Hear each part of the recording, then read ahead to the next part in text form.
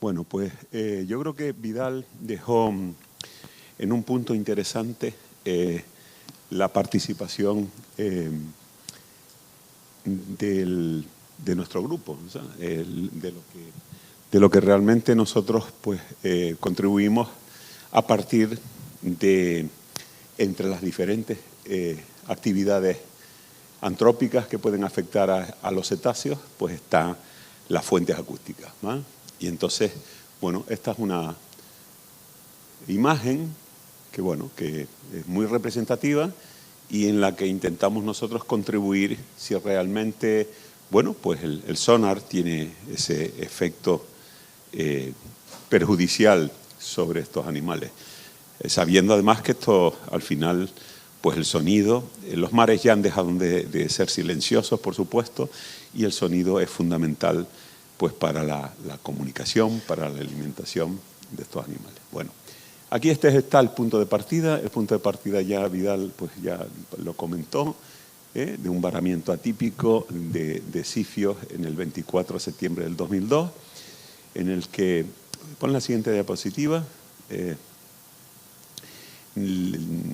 nos llamaron a la Facultad Veterinaria y bueno, la llamada que tuve yo fue básicamente, hay ballenas muertas en el sur de Fuerteventura y la pregunta era si, bueno, y junto con las maniobras, si realmente se podía existir esa relación de estar, bueno, que las maniobras estuviesen matando a las ballenas, ¿no? O sea, nosotros, para mí particularmente, lo de los sifios en aquel momento, pues bueno, para mí era como una cosa un poco desconocida, sifios, bueno. Ahí empezamos nosotros a activarnos en el conocimiento, particularmente de esta especie. Aquí veis un poco los datos de las maniobras, que evidentemente algunos datos son recogidos a posteriori, pero desde el punto de vista de nuestra actividad, la primera pregunta es ¿qué puede ocurrir entre las 3 de la mañana a las 10 de la mañana? Bueno, sabiendo que hay unas maniobras y que, por otra parte, pues se sabe que hay una actividad subacuática con una fuente acústica que son sonar de media frecuencia y alta intensidad. ¿Sigue? Bueno, estas son las referencias previas que, claro, nos fuimos, como siempre, hay que estudiar para colocarnos el estado del arte que se llaman ciencia, ¿no? Y ahí estaban algunos casos de la coincidencia espacio-temporal, maniobras y muerte de cetáceos, muerte particularmente de sifios, ¿no? Bueno, este es un poco el planteamiento. El planteamiento de hay una fuente acústica,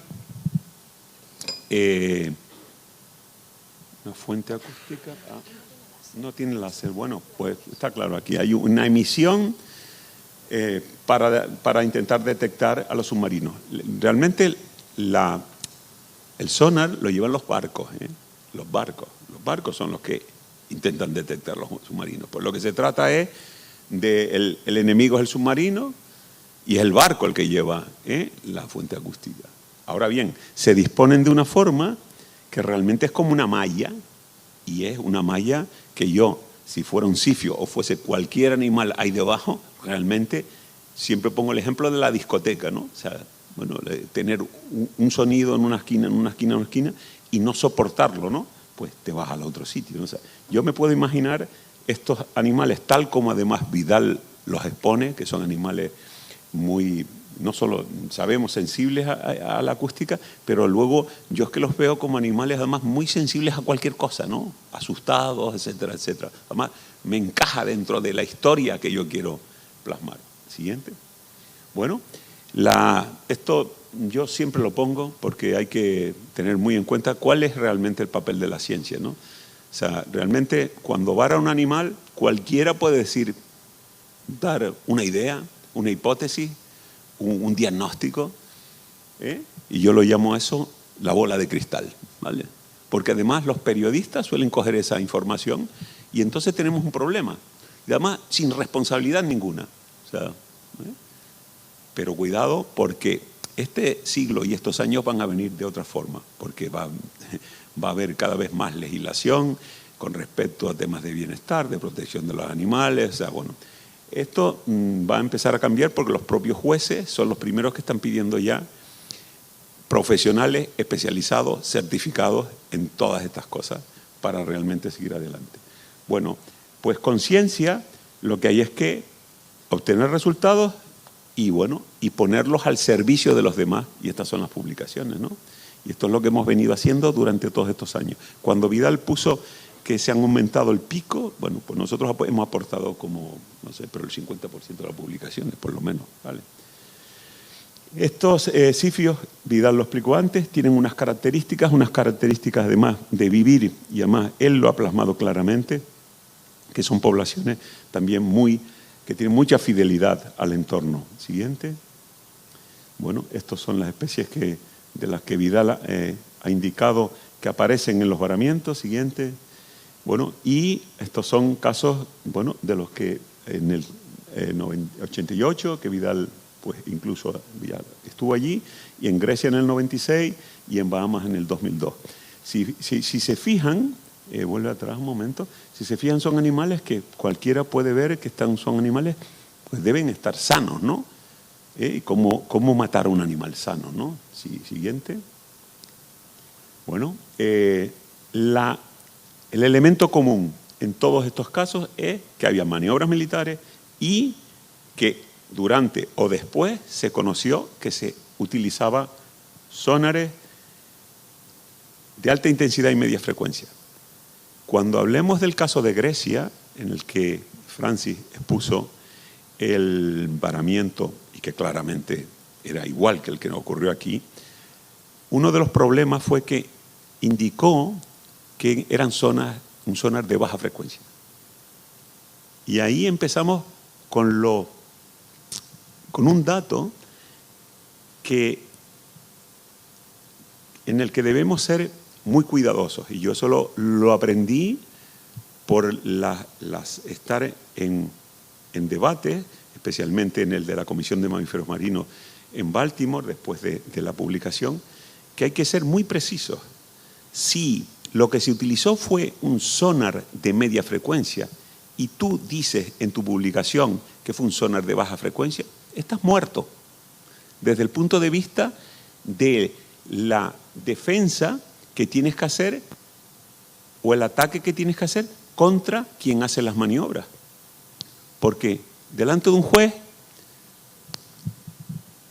yo puedo decir, es que los militares utilizaron un sonar de baja frecuencia y era de media frecuencia, la otra parte dice, eso es falso, se acabó. Y eso le pasó a Francis, que realmente lo asoció a sonar de baja frecuencia que no se utilizó. O sea, que no. En cambio, en los de media frecuencia, sí, en todos los casos, estaban en estos casos que nosotros vamos a explicar. ¿Sigue? Y otro problema, si tú no haces un trabajo completo, quien se tiene que defender lo tiene fácil. Tú puedes decir, hay una asociación espacio-temporal entre las maniobras y muertos en la playa, sí. ¿Y de qué murieron los sifios? ¿Existe una relación causa-efecto? Igual fue una coincidencia, ¿no?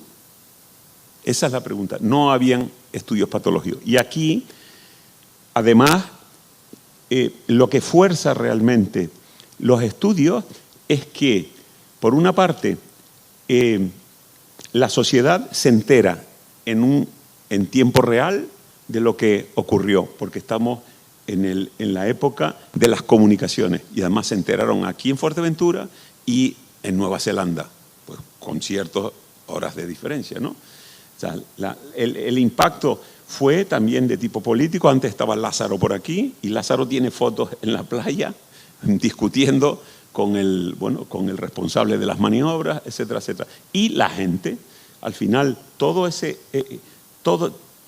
el aspecto social fue muy importante para preguntarse, mira, ¿qué realmente está pasando, no? ¿Sigue?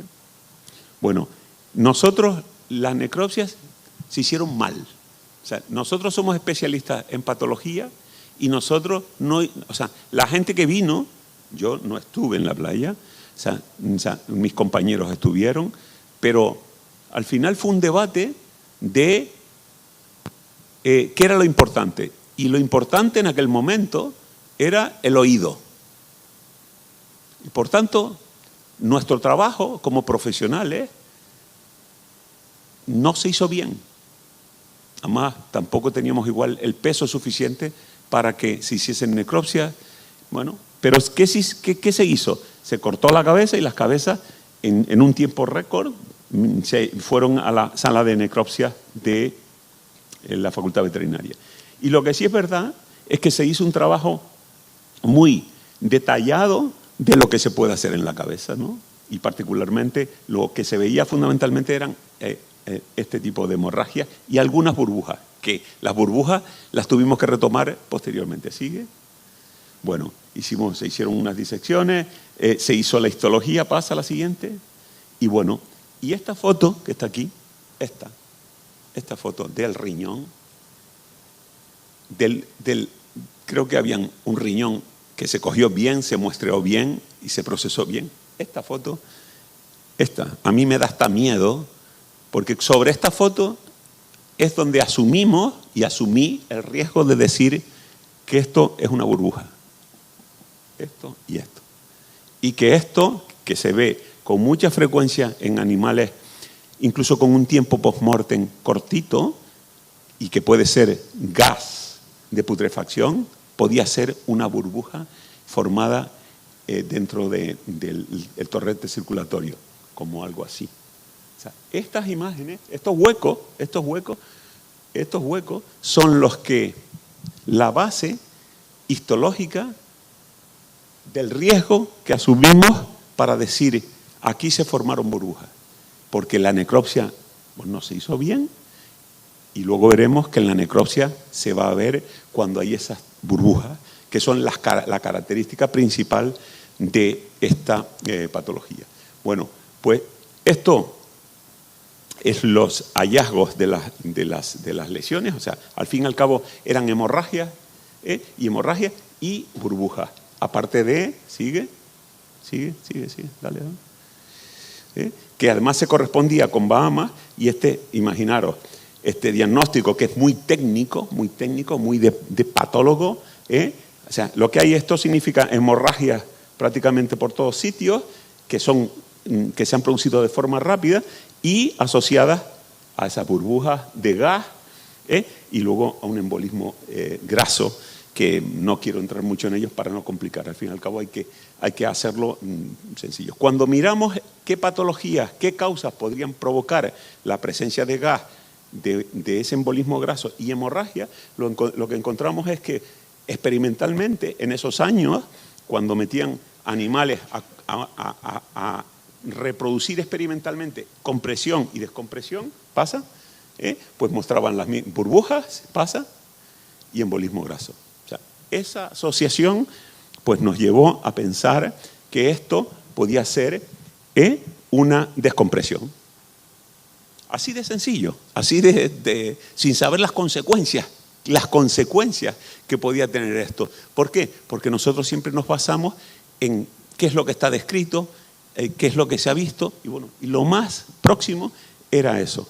La siguiente, y también, por supuesto, el síndrome descompresivo de los buceadores. Y particularmente a unos casos que estaban en los que se había hecho unas autopsias y se había visto que individuos que se habían escapado de submarinos, porque ya no querían se escapar, y al subir, pues llegaban arriba y al final morían, y las autopsias se veían exactamente lo mismo: hemorragia, burbujas, o sea, embolismo, y también embolismo graso, como que habían subido, habían como explosionado internamente, ¿no? Una descompresión severa. Bueno, asociar un humano a un sifio de 2.000 kilos ya empieza a ser complicado, y más asociar un humano que no ha evolucionado para bucear con un sifio que lleva 60 millones de años evolucionando precisamente para tener características anatómicas y fisiológicas que eviten cualquier problema de buceo, pues también es difícil, lo cual llevaba pues a un paradigma. Nosotros lo que estábamos planteando es, ni éramos conscientes realmente, es cambiar el paradigma, lo cual en ciencia es muy fuerte. ¿Por qué? Porque hay muchos estudiantes pues, estudiando libros y profesores enseñando que este tipo de enfermedad no existe en mamíferos marinos. Entonces fue complicado. Y esa es la hipótesis del embolismo gaseoso, además sobre la base de las necropsias, sobre la base de la patología, lo cual no permite definir finalmente qué es una enfermedad compresiva, porque el diagnóstico de enfermedades compresivas es un diagnóstico clínico. Tú puedes ver un individuo, un animal, que diagnostica, además le haces con técnicas de imagen, que tiene burbujas internamente, que además tiene igual signos neurológicos. La pasas a una cámara hiperbárica, haces los ciclos de compresión-descompresión y sale de la cámara hiperbárica y desaparecen los síntomas. Así es como hay que diagnosticar la enfermedad compresiva. ¿Cómo lo podemos hacer con un sifio? Por tanto, eso nosotros lo basamos en el análisis patológico, ¿vale? ¿Sigue? Cuando publicamos en Nature los resultados de los sifios de Fuerteventura y las maniobras, añadimos parte de un trabajo de unas cavidades quísticas llenas de gas en los hígados fundamentalmente de delfines del Reino Unido, del trabajo de Gibson, ¿vale? Unimos, al unirlo y al tener que hacer un brief communication, la foto, ¿pasa? La foto que elige Nature para gas bubble lesion and strand excitation es las cavidades quísticas del hígado. Las cavidades quísticas del hígado. ¿Qué ocurrió cuando se publicó? Que mucha gente, los científicos, vieron cavidades quísticas del hígado de delfines, que no en los sifios. Pero hubo un replay en el que estos especialistas dijeron: eso no se ha visto nunca en humano, cavidades quísticas asociadas a enfermedades compresivas en humanos. Con lo cual, el trabajo fue cuestionado en su totalidad, por lo cual se cuestiona y se cuestionó incluso la parte de los sifios asociados al sonar, que son sifios que mueren con una enfermedad compresiva aguda. Y eso generó también mucha controversia. Este es el trabajo que realmente explica solo lo de los sifios, y luego veremos que durante 20 años, particularmente, me he empeñado en intentar explicar lo que ocurrió en los delfines, y este año lo hemos publicado, y no tiene nada que ver con el sonar. Los delfines es una cosa, los sifios y el sonar es otra, ¿vale? Entonces, estas son las características a las que llegamos. Ya, como Vidal dijo antes, es un tipo de varamiento atípico, en espacio temporal, fundamentalmente de sifios y particularmente de sifios de Cuvier, ¿vale? Parecen en buena condición corporal, a veces tienen el estómago lleno, y la patología, o sea, ahí está, lo que nosotros contribuimos es que vamos a ver gas por todas partes, y un embolismo graso analizado histológicamente. ¿Sigue? Bueno, en el 2002, o sea, 22 de diciembre del 2002, mi hijo Antonio también, ¿vale? Hizo este esquema, evidentemente, sin los números, ¿ok? Pero hizo el mejor esquema de todos. O sea, esto yo le ayudé. Pero aquí, esta es la base del trabajo que hemos hecho 20 años. La pregunta es, ¿qué hacían o qué hacen los barcos cuando... ¿Cómo podemos conocer mejor aquí al afectado que es el sifio? ¿Y cómo podemos conocer mejor lo que ocurre entre normal y muerto? Asociando a una fuente acústica. Sobre este esquema está todo lo que hemos hecho hasta ahora. ¿Sigue? En Baltimore, el 2004, abril, nos reunieron. Francis de Grecia me dijo: no vayas ahí, te van a destrozar, porque a él realmente hubo también una reunión y de ahí lo que salió fue en todos los medios que el trabajo que se había hecho no era completo, no era preciso, no era... ¿Vale? O sea, al final, él me recomendó no ir. Yo lo que hice fue, pues, vine con Jepson también. Había un presidente que es Andrew Reid, que era bastante independiente. Si bien estaba toda la parte de los especialistas en fisiología del buceo, y el profesor Thalman, varios profesores que realmente... Y luego estaban los representantes también de la Navy y representantes de las empresas petroleras, porque ellos utilizan las fuentes acústicas para encontrar gas y petróleo y las frecuencias, o sea, el procedimiento es el mismo. ¿Seguimos? Ahí Peter Tajak mostró resultados que no estaban publicados. Entonces, cuando Peter Tajak mostró estos resultados, en los cuales el verde es el sifio, el rojo el calderón y el azul es el cachalote, ¿qué ven? Que bajan todos en el mismo tiempo y a la misma profundidad. Pero cuando van a subir, las cosas cambian. Y el sifio necesita un 30% más de tiempo para subir. Y cuando pasa, la siguiente. Pasa la siguiente. No, ¿estamos para atrás o adelante? ¿No estás para atrás? Vale. Bueno, la anterior, la conclusión de ese workshop fue, después de 2 días duros, que bueno, que esto del gas bubble disease o gas bubble lesion, lo que merecía era su estudio, ¿vale? Merits further investigation. Y fundamentalmente en base a que tendría que ser una respuesta de comportamiento. Esto es el año 2006.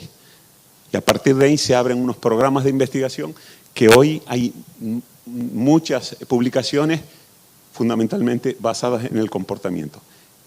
Una de las primeras preguntas es ¿por qué varan los sifios y no varan los cachalotes, no varan las calderones, que están en la misma zona donde se celebran las maniobras, ¿no?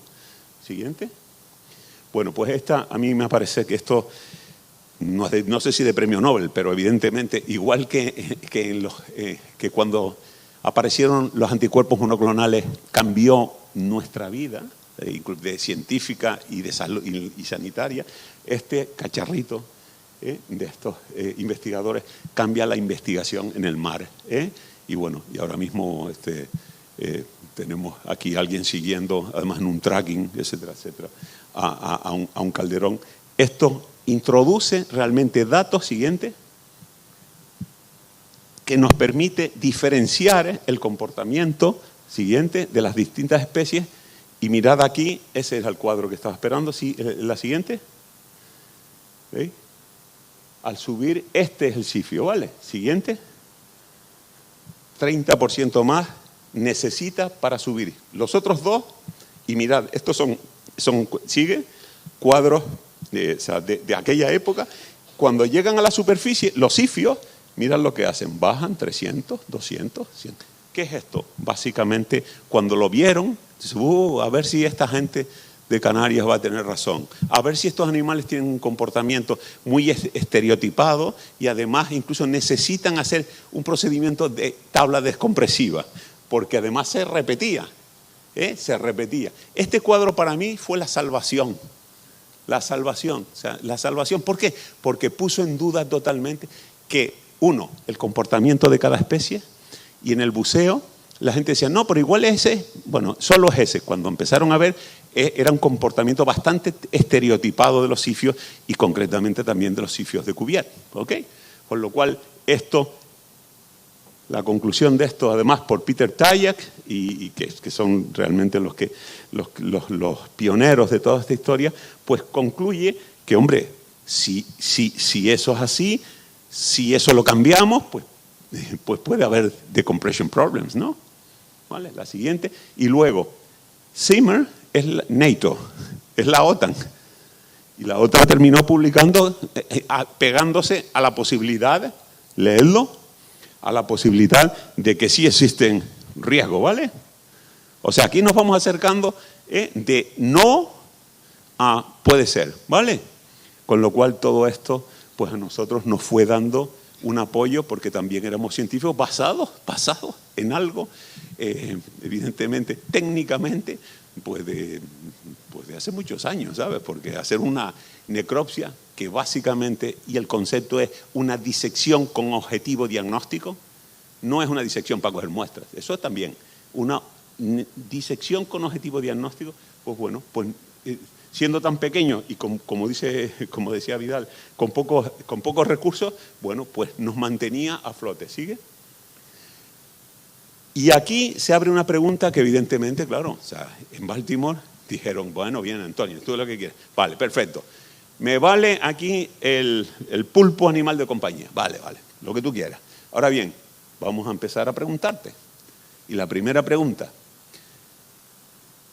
La enfermedad compresiva que se basa en la formación de burbujas con un contenido fundamentalmente de nitrógeno, ¿tú analizaste el contenido de las burbujas? No. Por tanto, analizar el contenido de las burbujas, ¿vale? Entonces, claro, esa primera pregunta, pero había más preguntas, y algunas difíciles, porque claro, porque yo también me puedo preguntar, usted no va a poder demostrar nunca el síndrome descompresivo en el sifio. ¿Por qué? Porque hasta que no meta un sifio dentro de una cámara hiperbárica, bueno, vale.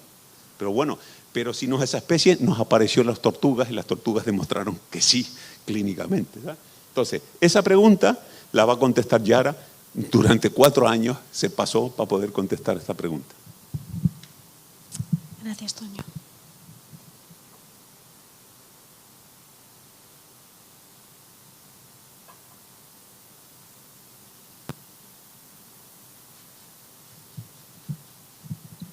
Bueno, yo para poder responder a la pregunta voy a ir un poquito para atrás. Quiero explicaros bien en qué consiste la enfermedad descompresiva en humanos para que entendáis por qué analizar el contenido de las burbujas era tan importante. Entonces, la cantidad de gas que se disuelve en un líquido, vamos a pensar en sangre, es proporcional a la presión. Cuanto más presión hay, como podéis ver en el B, hay más bolitas que se disuelven en la sangre. Vamos a pensar que son nitrógeno, ¿vale? La presión aumenta con la profundidad. La presión, cuando nosotros estamos a nivel de mar, toda la columna de aire que tenemos sobre nosotros, eso equivale a una atmósfera. Pero el agua, al ser más densa que el aire, ejerce más presión. Cada 10 metros de profundidad aumentamos una atmósfera más. Entonces, a 10 metros de profundidad ya estamos a 2 atmósferas. Es decir, hemos duplicado la presión, hemos duplicado la cantidad de nitrógeno que se puede disolver en la sangre. Esto es lo que se utiliza para gasificar las bebidas, ¿no? Las sodas que bebemos, la Coca-Cola, lo que hacen en este caso, les meten sobre todo dióxido de carbono y lo hacen a presión, lo cierran y entonces la presión está mantenida. Y cuando nosotros miramos a la botella vemos algunas burbujas, pero no vemos muchas, están en disolución. Cuando nosotros abrimos la botella de golpe, lo que hacemos es liberar la presión, equilibrarla con la que tenemos en la atmósfera. Y entonces ese es nitrógeno, o en este caso CO2, que estaba disuelto en la Coca-Cola, ahora pasa a formar burbujas. Estas burbujas pueden tener efectos embólicos, pueden obstruir los vasos, pueden romper y causar hemorragias y también pueden causar pueden tener otros efectos más tipo inflamatorio. Entonces, por ejemplo, en humanos, como bien ha explicado antes el doctor Antonio Fernández, hay una serie de sintomatología cuando uno sale de bucear que son indicativas de enfermedad descompresiva, tipo dolor de cabeza, estar mareado, tener dolores en las articulaciones y, por ejemplo, esta foto que os pongo aquí, que son rotura de pequeños capilares de la piel por la formación de esas burbujas. Y lo que se hace para verificar que tengamos esas burbujas formadas durante la inmersión, se hace un ultrasonido y aquí podéis ver, esto es ventrículo derecho, esto es el ventrículo izquierdo, y veis cómo están aquí todas las burbujas en el ventrículo derecho. Normalmente las burbujas se producen en el lado venoso, llegan a ventrículo derecho y se eliminarían por pulmón si son pocas. Y en esas ocasiones se supone que no hay problema. El problema es cuando hay mucha cantidad de burbujas. Bueno, en nuestro cuerpo tenemos distintos tejidos. Unos tejidos que están más compuestos por sustancias de una composición química más parecida al agua y otras que tienen más contenido graso. Cuando nosotros hacemos el aliño para la ensalada, el vinagre y el aceite siempre se separan, ¿verdad? Son muy distintos. Y cuando vamos a fregar la losa, no es lo mismo una comida que tiene mucha grasa, necesitamos utilizar un detergente para limpiar la grasa, mientras que si es una comida tipo una ensaladita, con un agua se va perfectamente. Explico esto porque hay sustancias que les gusta más lo que está compuesto por agua o les gusta más lo que está compuesto por grasas. Al nitrógeno le pasa que le gusta más las grasas. El nitrógeno se disuelve hasta 5 veces más en grasa. Y luego también lo que nosotros respiramos, eso es importante. Nosotros respiramos y siempre las personas pensamos en el oxígeno, pero el oxígeno es solo el 21%, es decir, es menos de 1/4 parte de lo que estamos respirando. El resto es nitrógeno. El oxígeno, además, nosotros lo vamos a usar. Nuestro cuerpo lo utiliza y lo convierte en CO2. Es lo que llamamos un gas metabólico porque está interaccionando con nuestro cuerpo. Mientras que el nitrógeno le llamamos inerte porque no somos capaces de utilizarlo y de convertirlo en nada, ¿vale? Pero a él le va a gustar los tejidos ricos en grasa y se va a ir acumulando los tejidos ricos en grasa. Los tejidos ricos en grasa suele suceder también que tienen menos flujo sanguíneo, reciben menos sangre. Entonces, un tejido más parecido, o sea, que tiene más cantidad de agua, por ejemplo, vamos a pensar en un músculo, suele estar muy bien irrigado, recibe mucha sangre y ese músculo, vamos a ver aquí la línea roja, acumula nitrógeno en un principio muy rápidamente porque está recibiendo mucha sangre que tiene mucho nitrógeno que ha pasado de pulmón a sangre, ¿vale? Ahora el nitrógeno está en la sangre y llega al músculo. Pero en el momento que ascendamos, también se va a limpiar muy fácilmente el nitrógeno del músculo. Sin embargo, un tejido que tenga mucha grasa normalmente recibe menos sangre, en principio acumula menos nitrógeno. El problema es que no lo libera tan fácilmente porque como también le llega menos sangre, tiende a quedárselo. Y además es que el nitrógeno prefiere quedarse en la grasa. Entonces veis esta línea negra y veis cómo cuesta mucho más liberarla. Por eso los buceadores tienen que hacer un tiempo en superficie antes de poder volver a bajar, para que liberar el nitrógeno que se encuentra en este tejido más graso. Si no dejamos que ese tiempo pase y que el nitrógeno se elimine correctamente, esto se va a ir acumulando y al final lo que tenemos es esto. ¿Vale? Tenemos nitrógeno en tejidos a presión que en el momento que se dé una circunstancia inadecuada se van a formar burbujas. Y por eso analizar el contenido de las burbujas nos puede determinar si realmente las burbujas que estamos viendo en los cetáceos varados son de enfermedad descompresiva. Luego también nos era muy importante porque casi todos estos estudios que estamos realizando son en animales muertos. Entonces también cabe la posibilidad de que esos gases se deban a la putrefacción. Cuando cualquier organismo muere, se produce un proceso de descomposición en el cual se producen gases. Y teníamos que ser capaces de distinguirlos. Bueno, entonces ahí es donde empecé yo con mi tesis. Fuimos mirando distintos, bueno, aquí en Canarias, esto ya para vosotros, ya conocéis aquí a mis directores.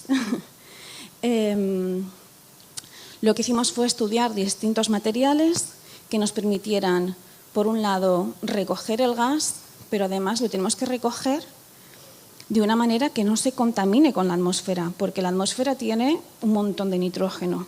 Entonces, ese era el primer reto. El segundo reto era que fuéramos capaces de transportar las muestras entre islas.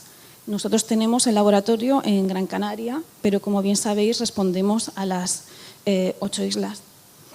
Entonces, muchas veces tenemos que desplazarnos a Fuerteventura o al Hierro, recoger nuestras muestras y traerlas de vuelta a Gran Canaria. Y encima eso lo hacemos en un avión, que el avión va a despresurizar.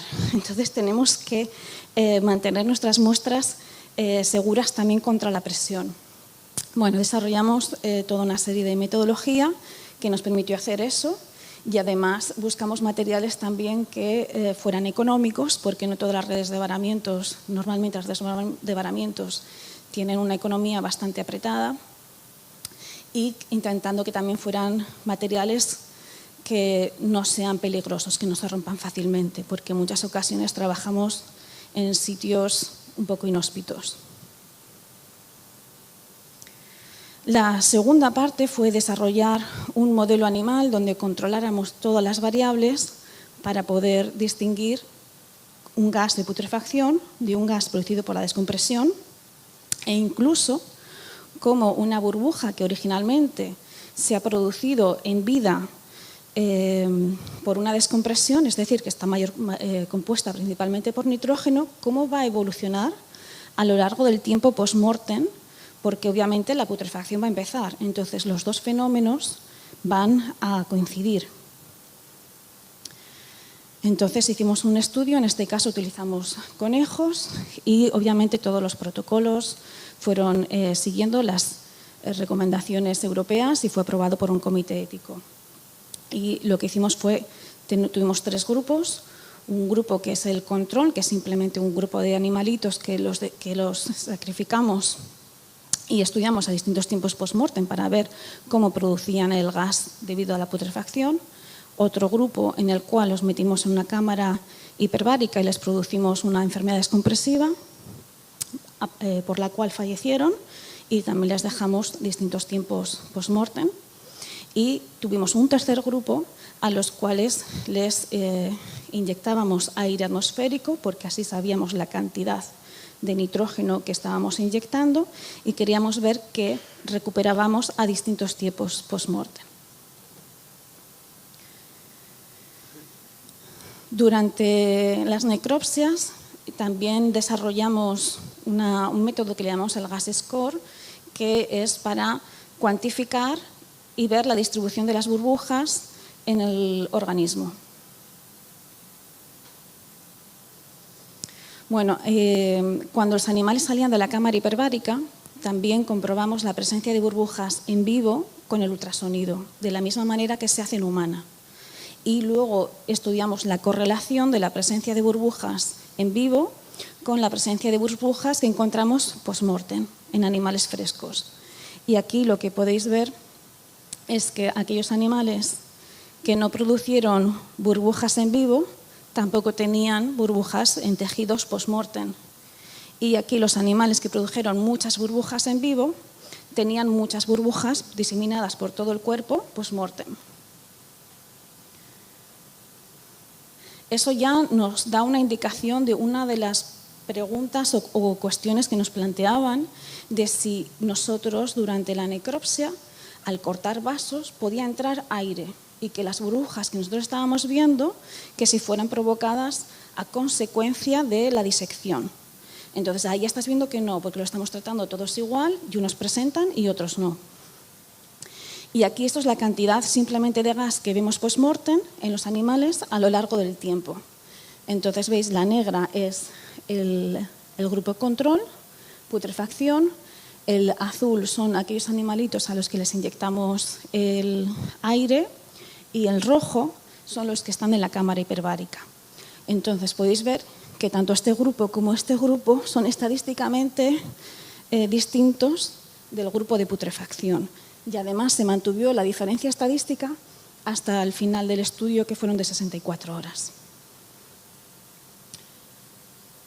Con esto pudimos confirmar que las burbujas que observamos en necropsia no son un artefacto de la misma. Esto, vale. Luego, que si observamos muchas cantidades de burbujas en un animal fresco, significa que tiene un embolismo gaseoso. Embolismo significa simplemente presencia de burbujas en el vascular, en los vasos sanguíneos, y que las diferencias de gas, como os he dicho, permanecen durante todo el estudio. Y estas son imágenes para que veáis de lo que estamos hablando. En la parte de arriba tenemos los animales control. Esto es una vena en el tejido subcutáneo. Esta es la vena cava, que es la vena que lleva toda la sangre de nuestro cuerpo hacia el corazón. Y estas son las venas mesentéricas, que son las que recogen la sangre de los intestinos. Aquí podéis ver alguna burbujita. Estos animales son los que les inyectamos aire. Aquí la vena cava tiene bastante gas, bastante burbujas. Y aquí las mesentéricas también. Pero donde más gas había sin duda son los animales que metimos en la cámara hiperbárica. Entonces, esta es la vena subcutánea que casi no se ve porque está llena de gas, ¿vale?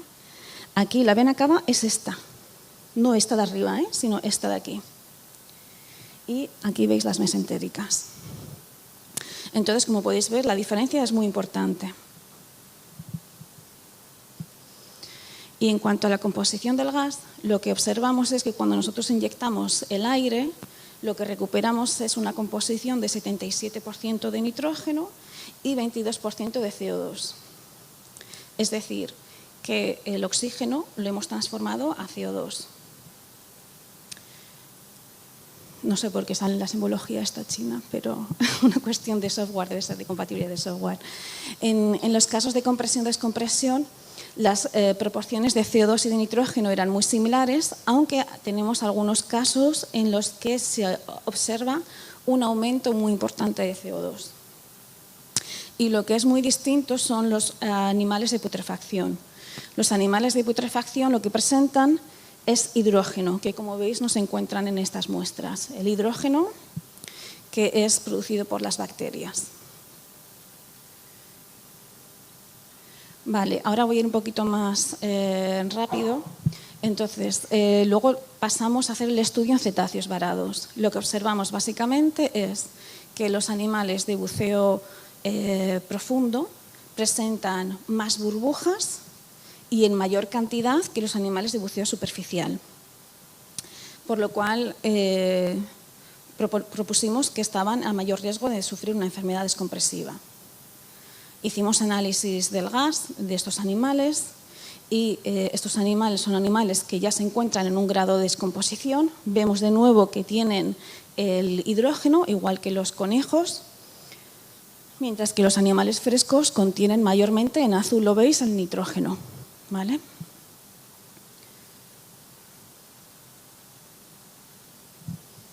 Y finalmente tuvimos la oportunidad de muestrear un cifio que es de Baró asociado con maniobras militares y aquí pudimos comprobar que tenía mayormente nitrógeno como es esperado en una enfermedad descompresiva. Dejamos. ¿Continúas tú, Toño? ¿Sí? Para no enrollarme con... ahora.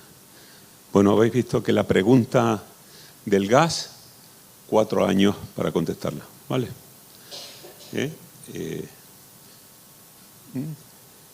Esta pregunta está contestada.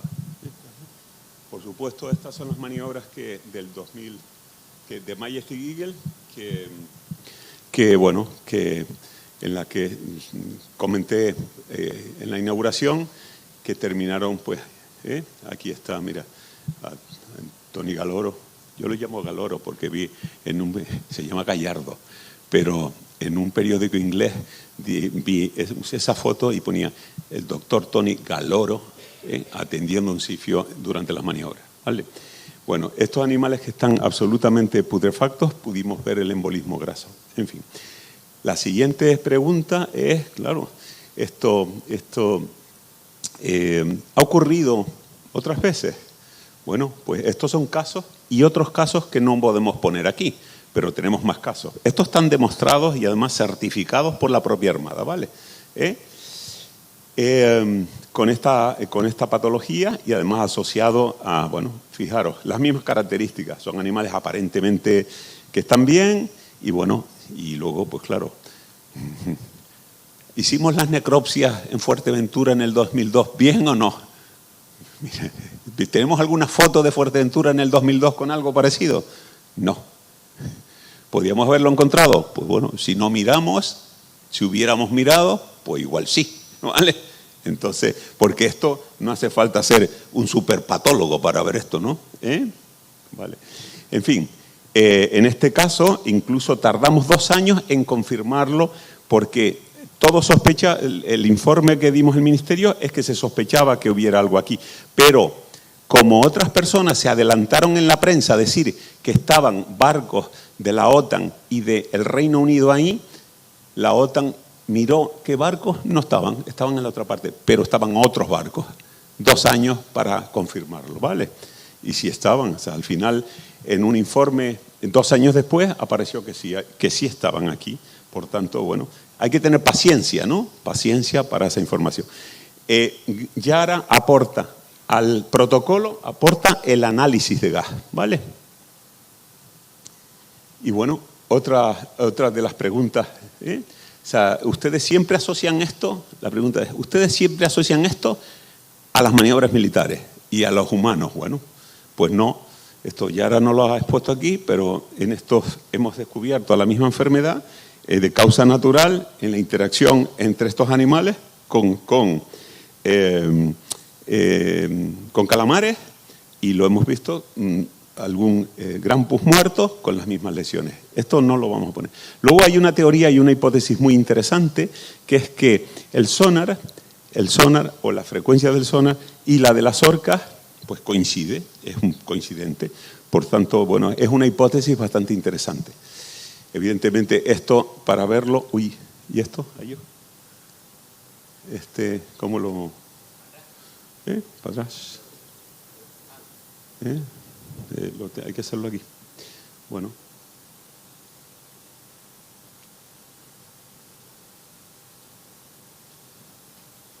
Esta imagen, la verdad que hay que hacerla muy pronto después de que el animal muere, ¿no? Pero mirad, esa imagen es impresionante, ¿no? Las burbujas también en la cámara anterior del ojo, ¿no? Bueno, todo esto dio lugar a lo que ya al principio hablamos, una resolución no vinculante, una moratoria, que es lo que estamos celebrando hoy. Aquí está una diapositiva ya en la que publicamos en Nature que hasta el 2013, pues no sonar, no strandings. Y por supuesto hay muchas más preguntas que, bueno, que se han ido intentando contestar. Esta es la pregunta, para que lo veáis. Este es el artículo, no lo voy a explicar, en el que hemos publicado en este año 2022, que los quistes, la foto de Nature de los quistes en los hígados, de los quistes en los hígados de los delfines del Reino Unido no tenían nada que ver con una actividad de sonar. Nosotros pusimos los 2 trabajos porque entendemos que los 2 tienen que ver con las burbujas, pero las burbujas sistémicas, en el caso de los sifios, por un cambio de comportamiento, una ruptura del perfil de buceo, producen una enfermedad compresiva aguda y termina enfermando y matando a los sifios. En cambio, las burbujas en estos delfines no los mata, sino simplemente se combinan con un problema hepático que tienen de coagulación y al final, dentro del coágulo, se forma un quiste y además termina pues una estructura de esas con muchos quistes en el hígado que además no mata. Mata junto con otras comorbilidades o enfermedades que tiene el delfín, pero nada que ver con los delfines y el sonar. Igual algún delfín ha pasado por una fuente acústica y ha salido rápido, pero nada que ver con un efecto, causa-efecto directo, como ocurre con los sifios y el sonar, ¿vale? El que quiera leerlo, ahí está el artículo. Y por supuesto, el Mediterráneo tiene un problema tremendo, ¿vale? El Mediterráneo, si os fijáis, hay muchos varamientos asociados a sonar y aquí pone 0, ¿no? Pero yo creo que aquí puede haber más que incluso aquí arriba. Pero claro, como no se referencian, ¿no? Y bueno, esto es... yo voy cambiando aquí los años, ¿no? Ya estamos, había 14, ahora tenemos 18, ¿vale? Sin Mid-Frequency Active Sonar, porque yo no me atrevo a decir otra cosa, ¿sabes? Porque igual resulta resulta que antes de que yo desaparezca, ¿no?, alguien llega y dice, no, en los barcos lo que estábamos utilizando era otra tecnología. Lo que pasa es que nadie lo sabe. De ahí que el esquema de investigación sea interesante. La pregunta de qué se hace desde los barcos y de todo lo que tiene que ver con las maniobras. Porque igual resulta que estamos solo con el sonar y resulta que hay otras cosas. Pero si no las sabemos, no las podemos relacionar, ¿vale? Entonces, por eso pongo esto. No pongo solo Mid Frequency Active Sonar, ¿vale? Aquí son fotos antiguas, por supuesto, y vuelvo a poner ahí el esquema. Bueno, en fin, ahí da igual, el esquema. Tenemos que seguir sabiendo lo que pasa aquí de estos animales que Vidal ha aportado un montón de información y otra mucha gente, como la Universidad de La Laguna, Natalia, etcétera, etcétera. Y nosotros seguiremos, pues bueno, con lo que somos, ¿no? Con lo que somos, patólogos. Y que bueno, hace 20 años mi hijo hizo esa imagen y este es mi hijo. Es patólogo humano, en el Negrín, ¿vale? Conmigo no nos hablamos, no hablamos ni discutimos de patología, como entenderéis, para llevarnos moderadamente bien, ¿vale? Pero así es la vida, ¿no? ¿Vale? Pero nada tiene que ver con esto, ténganlo por seguro, ¿vale? En fin, bueno, Karen, you know him. ¿Sí? Bueno, pues él es el pionero de la medicina. ¿Dónde está Manolo? ¿Manolo está por aquí? Manolo García Harman. Él falleció este año y él realmente es el padre un poco de todos nosotros y de la parte veterinaria, ¿vale? ¿Bien? En fin, este es Paul Jepson. Es uno de los días, durante 2 días, sufrimos en Baltimore, y esta es la cerveza cuando dijeron merits further investigation de gas bubble, ¿ok?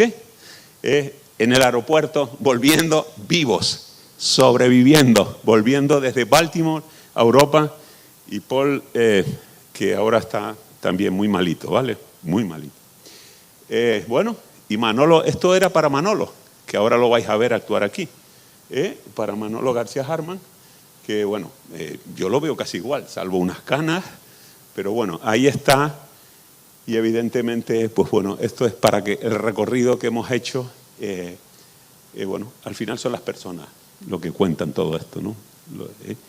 Porque sin las personas poco se puede hacer, y sobre todo que, bueno, en este caso, ¿no?, más personas.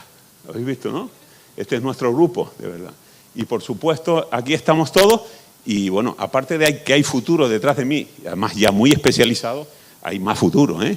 O sea, que si a alguien se le ocurre volver a poner el sonar, me parece a mí que entre ustedes por aquí, que además, como yo siempre digo, después de que ocurrió esto en Fuerteventura, cogí un avión, me subí en un taxi y charlando con el taxista le dije, no, esto es de los sifios.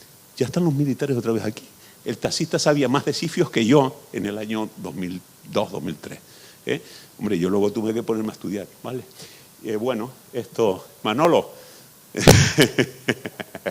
no te ibas a escapar, simplemente para que veas cuántas cosas había hecho. Manolo es probablemente el que cambia la dinámica del veterinario especializado en clínica de mamíferos marinos en Europa, por supuesto, ¿no? Y bueno, yo tengo mis fans, ¿vale?